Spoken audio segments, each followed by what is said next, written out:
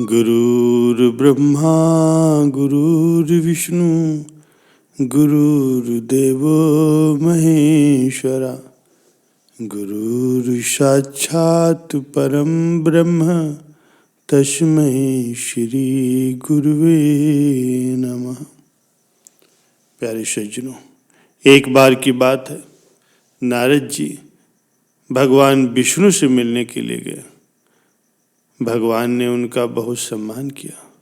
जब नारद जी वापस गए तो विष्णु जी ने माँ लक्ष्मी से कहा कि लक्ष्मी जी, जिस स्थान पर नारद जी बैठे थे उस स्थान को गाय के गोबर से लीप दो।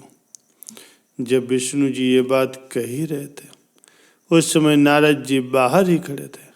उन्होंने सब कुछ सुन लिया और वापस आ गए और भगवान विष्णु से कहने लगे, भगवान, जब मैं यहाँ आया था तो आपने मेरा खूब सम्मान किया। अब जब मैं जा रहा था तो आपने लक्ष्मी जी से ये क्यों कहा कि जिस स्थान पर नारद बैठा था उस स्थान को गोबर से लिप दो। भगवान ने कहा, नारद जी, मैंने आपका सम्मान इसीलिए किया क्योंकि आप देव ऋषि हो। मैंने देवी लक्ष्मी से ऐसा इसलिए कहा क्योंकि आपका अभी तक कोई गुरु नहीं, आप निगुरु हो, और जिस स्थान पर कोई निगुरा बैठ जाता है वो स्थान गंदा हो जाता है। ये सुनकर के नारद जी ने कहा, भगवान, आपकी बात तो सत्य है, पर मैं गुरु किसे बनाऊं? भगवान बोले, हे नारद, धरती पर चले जाओ और जो व्यक्ति तुम्हें सबसे पहले मिले उसे ही अपना गुरु मान लो। नारद जी ने भगवान को प्रणाम किया और वहाँ से चले गए। जब नारद जी धरती पे आए तो उन्हें सबसे पहले एक मछली पकड़ने वाला मछुआरा दिखाई पड़ा। नारद जी उसे देख करके वापस भगवान के पास गए और कहने लगे, महाराज, वो तो एक मछुआरा है जो कि कुछ नहीं जानता, मैं उसे अपना गुरु भला कैसे मान सकता हूँ। ये सुन करके भगवान ने कहा, नारद जी, आप अपना प्रण पूरा करो। नारद जी वापस उस मछुआरे के पास गए। उससे कहने लगे कि आप मेरे गुरु बन जाओ। पहले तो मछुआरा माना नहीं, बाद में बहुत मनाने से मान गया। मछुआरे को राजी करने के बाद नारद जी उससे नाम दीक्षा लेकर के वापस भगवान के पास गए और कहने लगे, भगवान, मेरे गुरु जी को तो कुछ भी नहीं आता, वे भला मुझे क्या सिखाएंगे। ये सुन करके विष्णु जी को क्रोध आ गया। उन्होंने कहा, हे नारद, तुम गुरु निंदा करते हो। मैं आपको श्राप देता हूँ कि आपको 84 लाख योनियों में भटकना पड़ेगा। ये सुन करके नारद जी ने अपने दोनों हाथ जोड़े और कहा, भगवान, इस श्राप से बचने का भी कोई उपाय बताइए। भगवान ने कहा, इसका उपाय जाकर अपने गुरु से पूछो।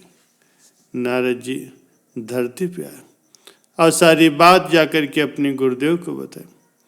गुरु जी ने कहा, ऐसा करना नारद, भगवान से कहना कि 84 लाख योनियों की तस्वीर धरती पर बना दो, फिर उस पर लेट कर गोल गोल घूम जाना और भगवान विष्णु से कहना कि मैं 84 लाख योनियों में घूम आया हूँ, मुझे क्षमा कर दीजिए, अब मैं आगे से गुरु निंदा नहीं करूँगा।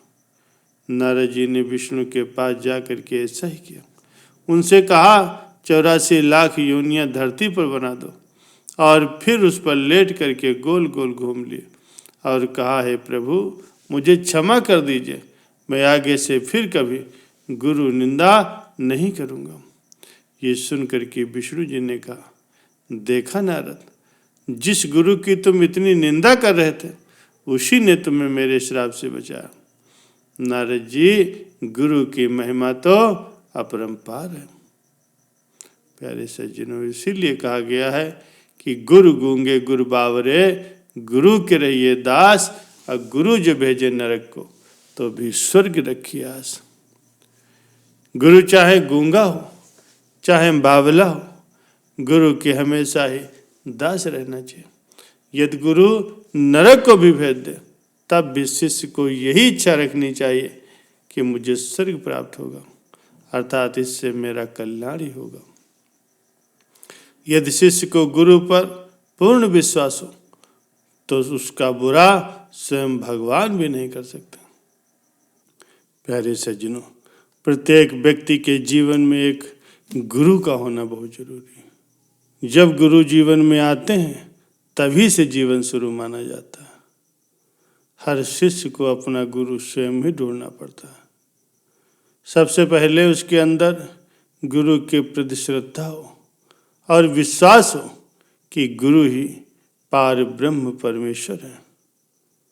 और जब उसका विश्वास दृढ़ हो जाता तब गुरु स्वयं ही उसके सामने खुद को प्रकट कर देते हैं और वो शिष्य स्वयं ही गुरु के चरणों में अपने आप को समर्पित करके अपना ये लोक और परलोक दोनों ही संवार लेता है।